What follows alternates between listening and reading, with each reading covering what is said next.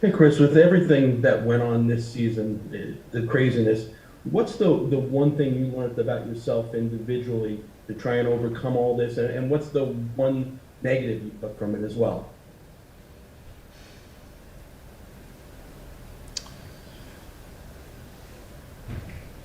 Well, I think in what was a pretty crazy hockey season during a pretty crazy time. To I think it might be a bit of an understatement. Very crazy time. I think the amount of adversity on and off the ice that our team saw as consistently as we did.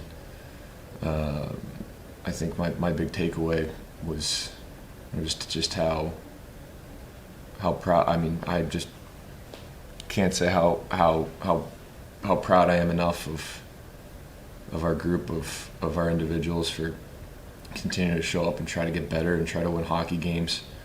I think the group really came together over the course of the year. Youngest team in hockey, a lot of new faces, a lot of guys stepping into roles and positions that they may not have been in the past. So I think the entire year was a terrific learning experience. Obviously, like I said, a lot of difficulties, but so many things that we can learn from and take from going into a full off season and full year next year. So. Next question comes from Molly Walker. Molly, go ahead. Chris, just how were you feeling physically? You know, you were out for a bit at the end here, and if you're willing to share what you were working through, and how difficult was it for you to not be on the ice during the whole Tom Wilson fiasco? I mean, getting injured at the time of the year that it occurred was one of the more frustrating things that I've ever dealt with in my pro career. We were in a position with 6 games left where the chips might have been down, but I think we had some control over our own destiny if we continued winning hockey games, and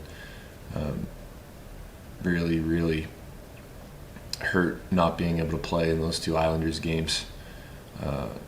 To battle with our group and to go through the things that we went through, and then to have impact-based injury and lower back issue and muscle spasms and things that I really couldn't try as I might get to calm down, get to the point where I could actually play and not hurt the team. That ripped my heart out. So really personally trying time after we battled like we did over the course of that 3 or 4 month season. So it was very hard. Next question comes from Vince Mercogliano. Vince, go ahead. Hey, Chris. Thanks for doing this and thanks for everything this season.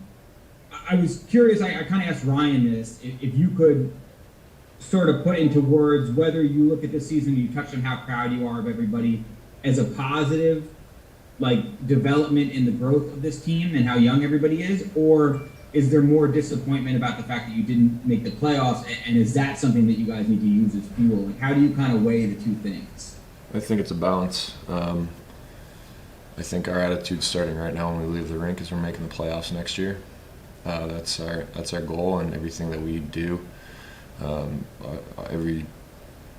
everything that we work towards over the course of the summer going into that preseason is going to be built towards that one goal.